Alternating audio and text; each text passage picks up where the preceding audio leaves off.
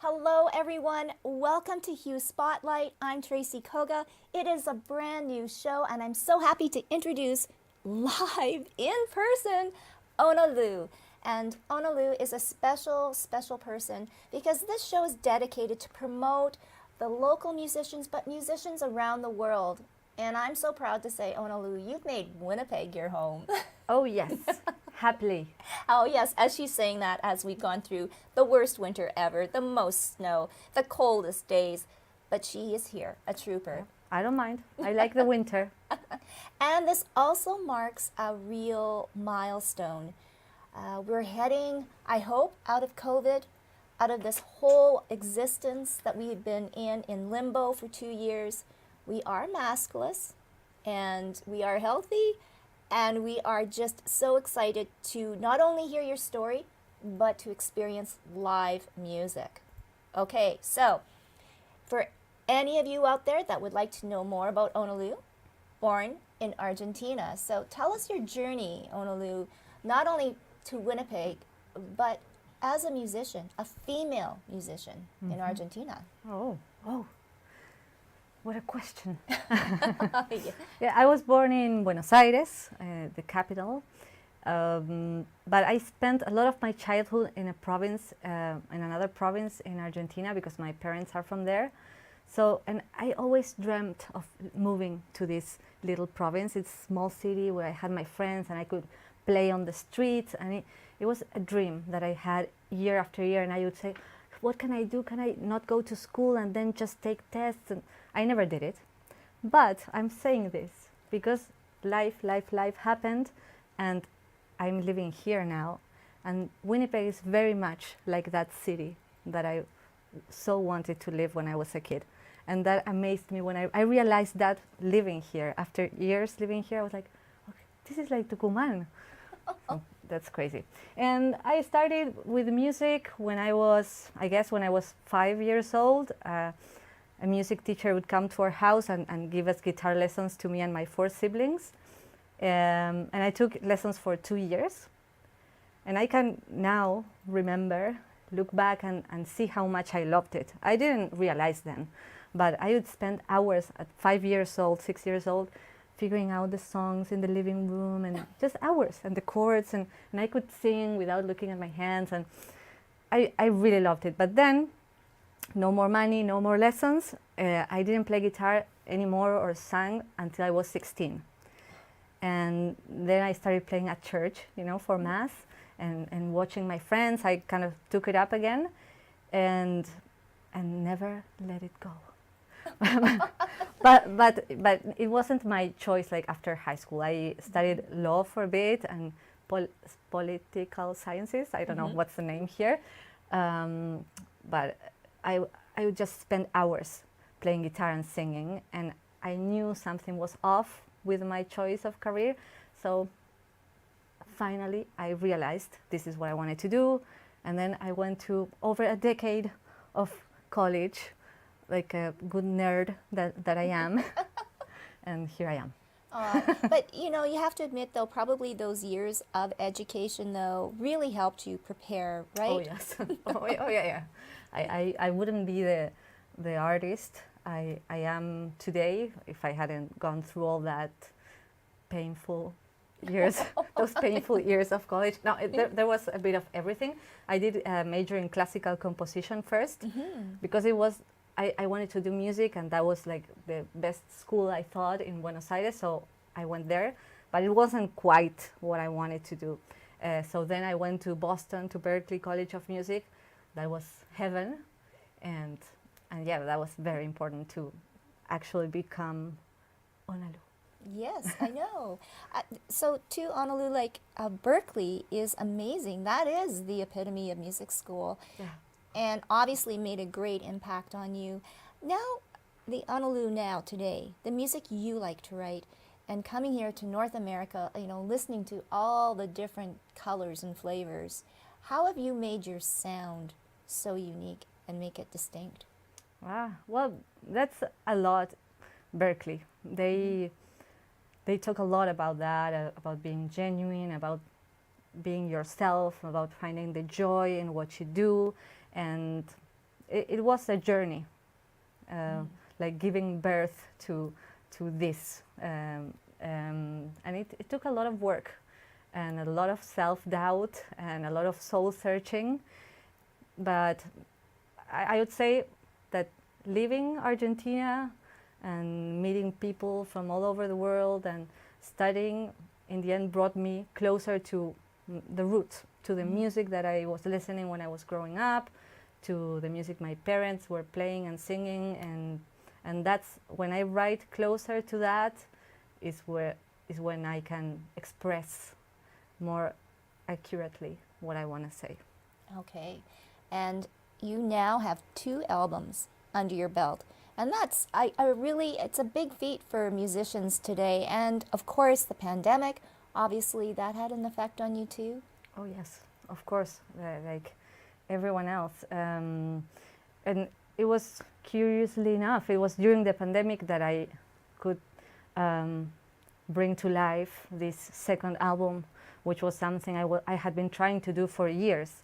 But suddenly, with all this being isolated, being faced with the possibility of dying all the time, right? Or people you love most dying, or being just in your house, 4 walls.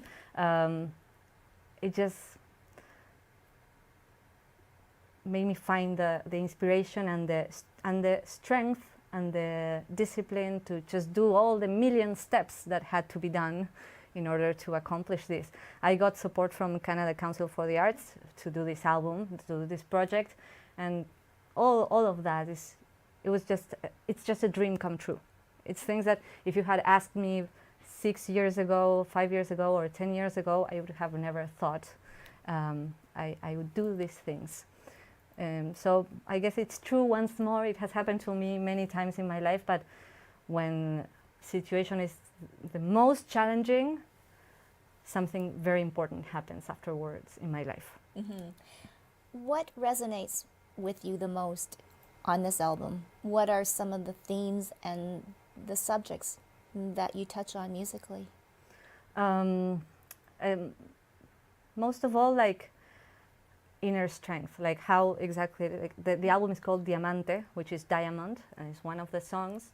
And even though the songs touch on different subjects, I guess that's the main thing, because it's about how under the pressure of these situations and all this hardship, we become something else. And we become, I think, like diamonds, so strong and beautiful, if we get to survive.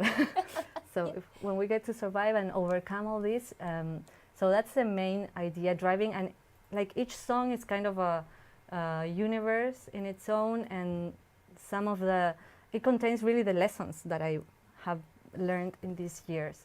But it also talks a lot about the people that support us, that is by our side when things go well and when things go south. I touch a lot on that. I also, another thing that I talk about is sorrow and pain being part of life as much as joy and peace. I think I've had most of my life this idea that in order to be happy, that meant that there was no problems or no sadness or no inner tension, and I think now that's completely wrong, and pain and sorrow and tension is a part of life. It's both sides of the same coin, and we can't have just one. Do you think that if you were still in Buenos Aires in Argentina, would you be able to write an album like this and express yourself like you do? No, I don't think so. Because one of the reasons that I moved here was to be able to do what I love, to have the space in my life to do what I love. And I know in Argentina you'd be fighting against so many other difficulties that people are up against every day in Argentina, in everyday life, that I don't think I would have had the space in my mind, in my heart, to pour all this into my songs. I mean, maybe yes, who knows, but I am thankful to the choice, even though I fight a lot with the choice of living abroad, but but one of the reasons I did is being able to live doing what I love, and I think I'm being able to do that here. Moving forward, back to live performing. How exciting is that? It's like a dream. Being here, maybe this is a know. dream. I'm not sure. I hope Is it's not this a real, dream. It Tracy? is real. It is real. Okay. Yeah, this is one of the things I'm really looking forward this year. I hope I can be in front of many people in many cities, playing, presenting this album, and just sharing my music. I've shared my music a lot during the pandemic, like more than other periods of my life through social media, and it's been amazing. But I really miss looking someone in the eye. It's so different, right? It's I know. It's something else. We need that. Oh, we certainly do. Through all of this, and maybe including you moving here to Winnipeg, what have you learned personally about your own self? Maybe not even as a musician aside. What has Onna Lou learned about herself? By moving here, Mm-hmm. I'm strong. Oh yeah, it was hard. It was very hard. Like building a life from scratch. I don't think I was really aware of how hard it would be when I decided to live abroad. But I guess like with other experiences that I've, like becoming a mom, I've surprised myself, and I try to keep that in my awareness, not forget that, and so I can trust myself when I'm dreaming and planning on doing new things. I try to remember, okay, I did that. That was hard, and I did it, so I can do this. You can. All right, so you are going to play us a song, and not right away, of course, but what are you going to play for us tonight? Well, I chose to play Diamante, the song I was talking to you about, and I think since the message of the song is like uplifting, to connect, to realize how strong we are and that we have the possibility to change our situation. In the song in particular, I talk about conditionings and challenges that women go through. But on the pre-chorus and chorus, I thought about it more like an anthem for anyone being oppressed by another person or by society or government. And I think that's something most of us go through at some point. And it's easy to feel very weak and very helpless, but we are never so weak or so helpless that we can't. There's nothing we can do. So, and many times we can do a lot. Mm-hmm. And when we can do a lot, we should do it, because there are people who really can't, because the situation sometimes doesn't allow it. So that's what I'm going to be playing. I just started talking. On a happy note. No, but that is so important. And the beauty of it is that you are able to write such a beautiful song and share it with us later on tonight. So I want to thank you, Onna Lou. It's been more than a pleasure to have this conversation in person. And we can hardly wait to hear the song. But right now, as I mentioned before, not only do we get to meet some local musicians, but also musicians across the country. So here's my interview with indie pop punk singer-songwriter Bex. A big hello to you, Bex, in Toronto. It is so nice to meet you. And first of all, girl, congratulations on your new music, Starlight, Feelings, all of these incredible songs that are now out there for everybody, the world, to enjoy. How does that sound? It feels kind of surreal to have a whole body of work out there now. It feels amazing. Yeah, okay, so let's talk about your journey to where you are right now. You know, Bex, as a little girl, always interested in music, or is this something that came upon you later in life? No, I was always interested in music, but arts in general. I think I was led into a lot of different pathways when I was younger, and still as an adult as well. I just love the fine arts, so photography, visual arts, music. But music definitely has been in my life. The minute I could write, I started writing. So I wrote my first song at 5 years old with the help of my sister because I didn't know how to spell all the words.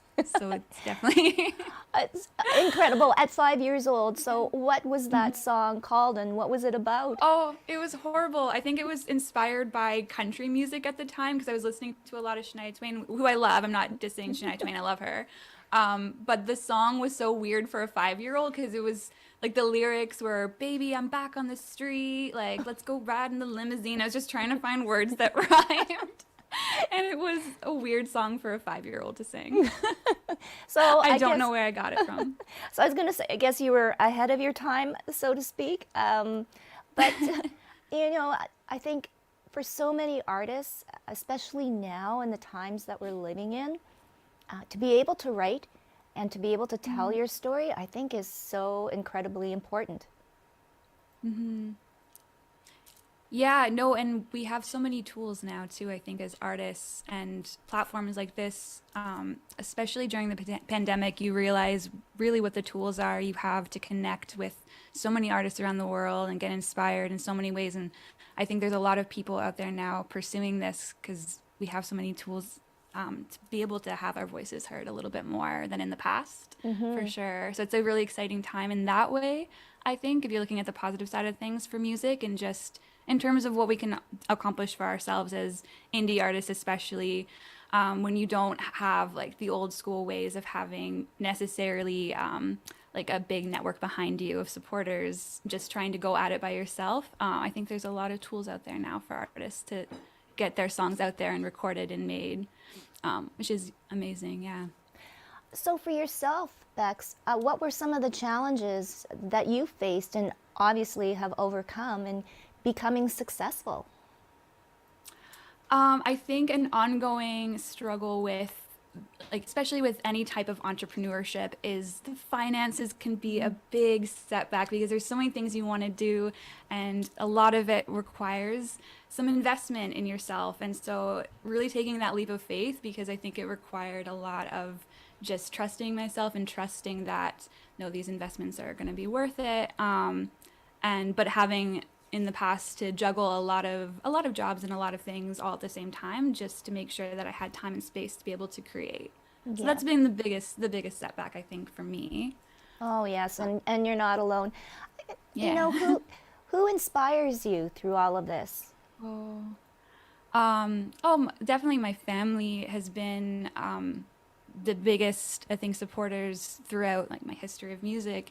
From the moment that I showed an interest too. My mom enrolled me in singing lessons when I was in high school, when they saw that they saw that I was writing music or trying to, and they got me an acoustic guitar after I spent a summer trying to like self-teach myself and learning 5 chords from my brother-in-law. Right away before like I even had an investment in that, they just trusted that I was doing the right thing. So they really fostered that and encouraged that growth. And I think I needed that to feel the confidence to keep going with it. And so many musical inspirations too. I get inspired a lot by a lot of female singer-songwriters in particular out there.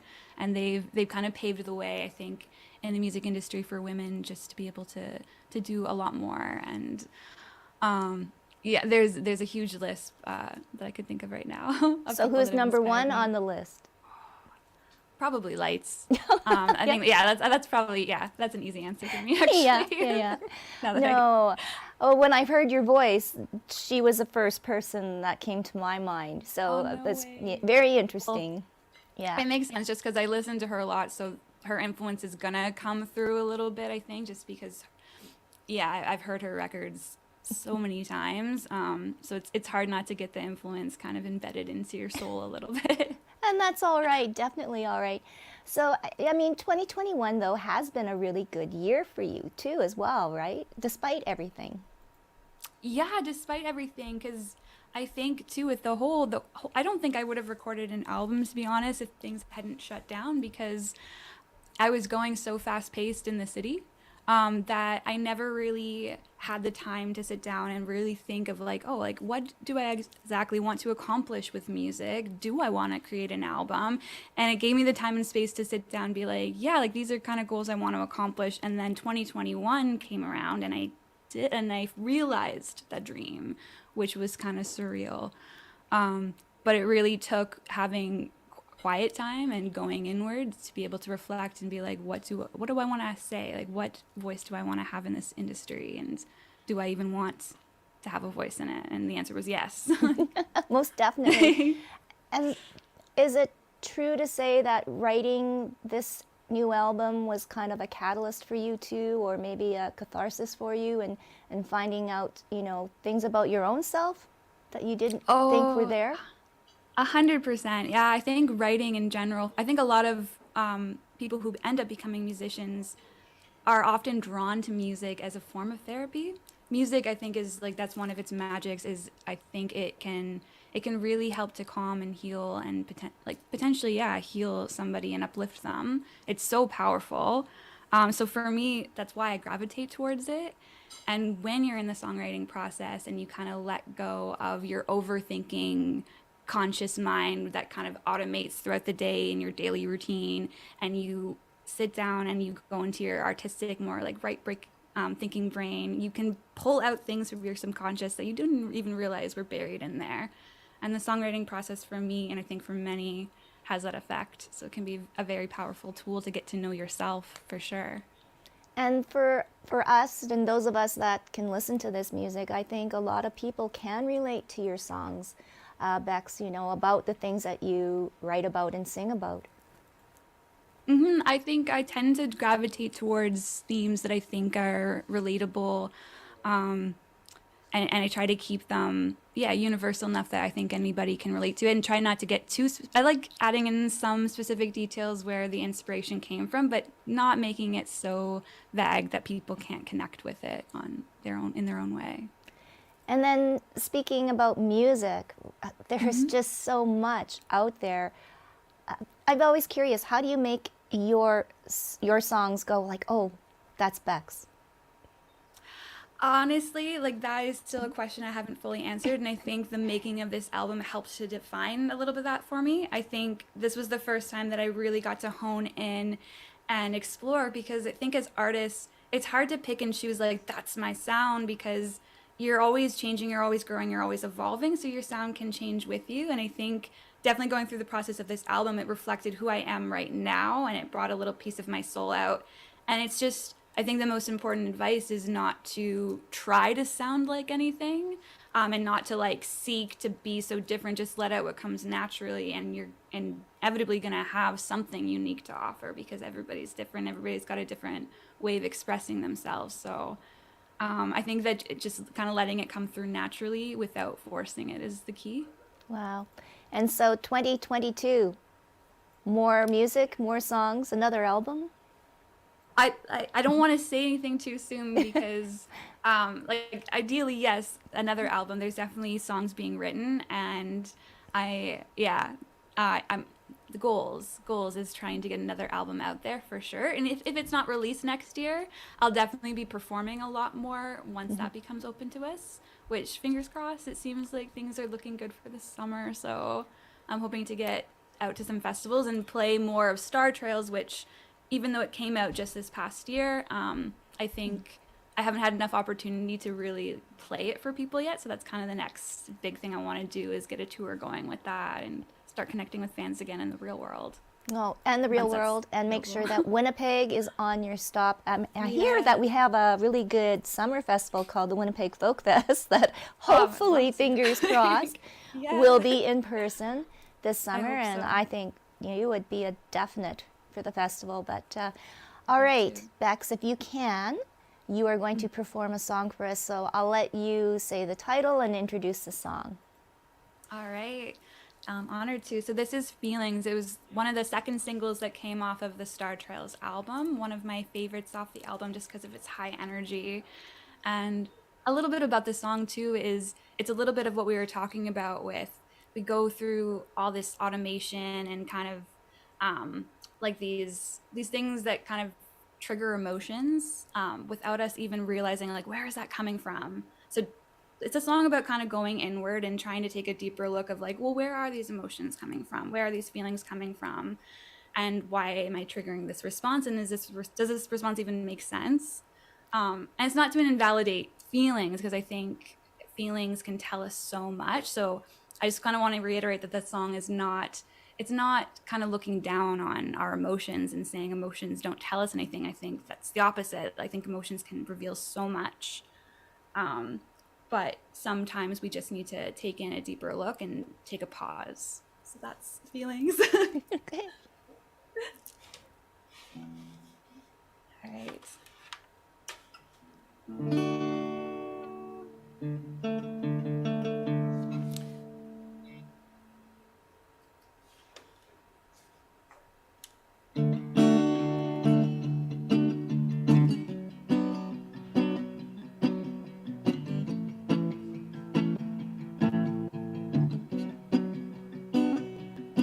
And we laugh even when we're sad, and we cry even when we're happy, and we write even if we don't want to, and we stop just when we start to get a view.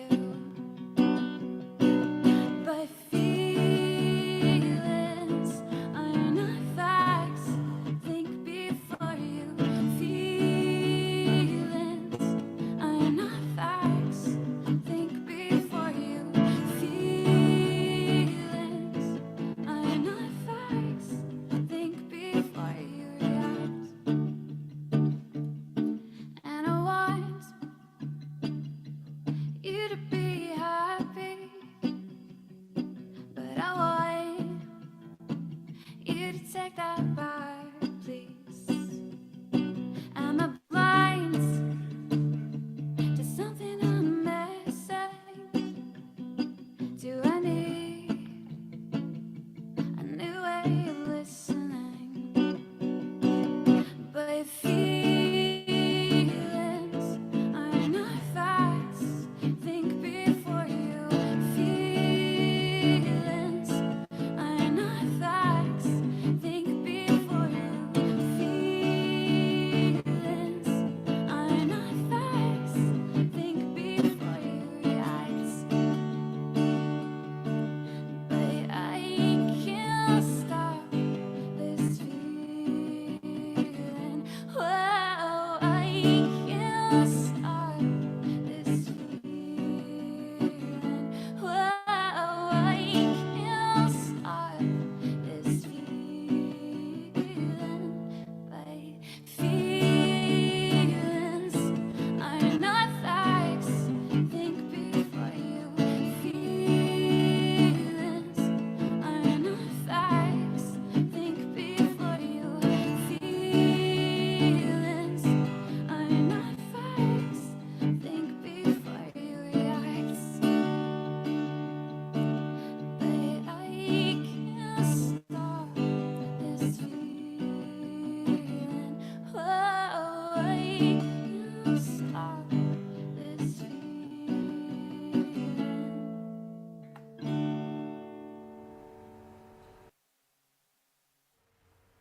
This is Onna Lou, and I'll be playing for you tonight, Diamante.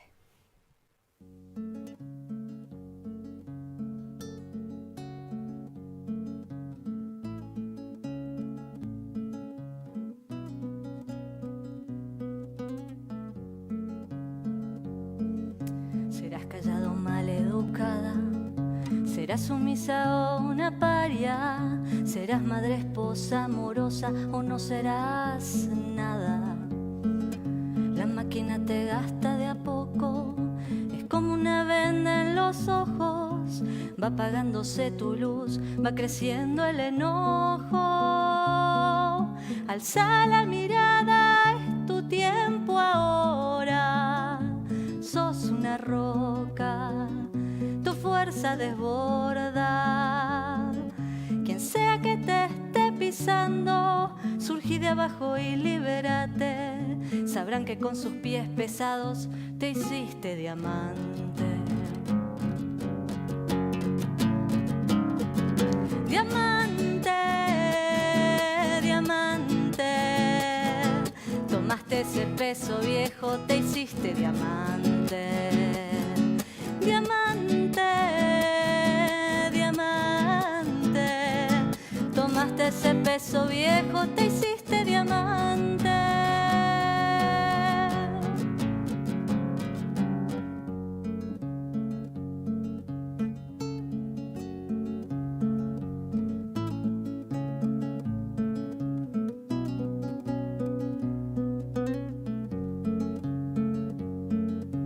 Fuerza bruta y psicológica van abriéndose caminos, que sepan que hasta acá llegamos, no es todo lo mismo.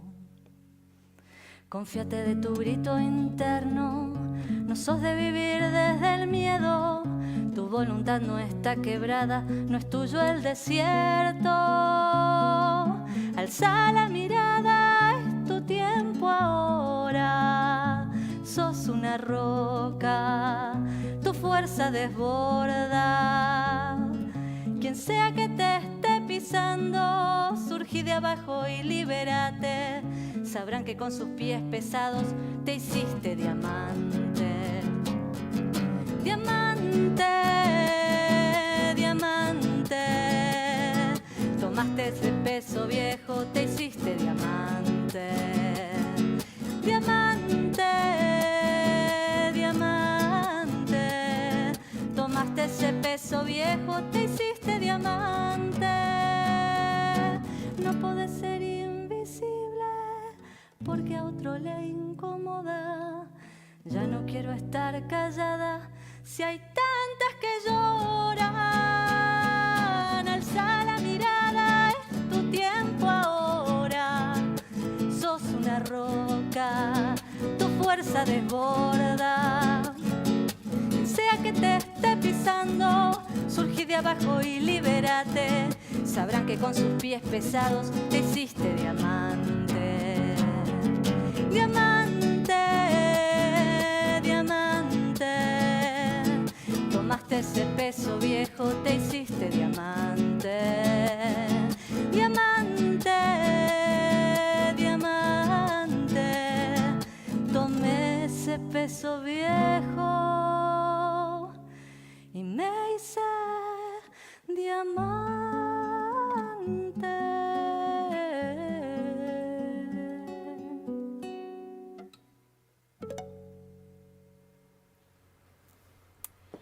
Bravo, bravo, bravo. Oh my goodness. Thank you so much, Onna Lou. That was Thank beautiful. you, Tracy. Thanks for having me. Oh, I can't amazing. believe it. Okay, before we wind things up, though, you've got your new album. It's called Diamante. There are six singles out. One more single coming on April 8th. And then at the end of April, the full album of 12 songs. Oh my goodness. And where can we get it, of course? Apple Music, Spotify, blah, blah, blah. All the platforms. You can follow me on YouTube. On Instagram, I do it live every Wednesday. And yeah, a live over a year now, every week. Oh my Wednesday, goodness. lunch break with Onna Lou. Oh, Lunch Break with Onna Lou. That's ONNALOU. Thanks, Tracy. Thank That's you right. so much, and thank you to all of you for joining us on Hue Spotlight. And if you are a musician that want to get your music out, give us a shout at hello@ilikehue.com. So have a good evening, and we'll see you next time on Hue Spotlight.